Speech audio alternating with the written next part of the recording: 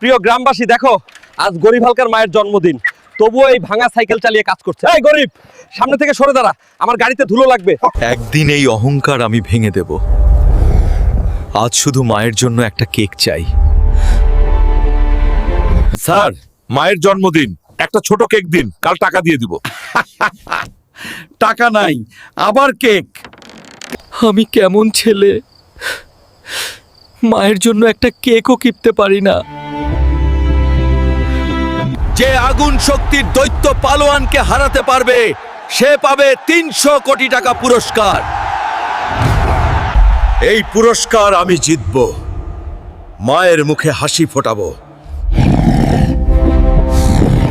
দৈত্য পালোয়ান হালকাকে আছাড় মারতে যাচ্ছে। হালকা শেষ শক্তি দিয়ে এক ভয়ঙ্কর পাঞ্চ। হালকা পালোয়ান। এই নাও 300 কোটি টাকা। আজ থেকে এই অ্যারিনা, এই কেক শপ সব আমার। আর তুমি? চাকরি শেষ।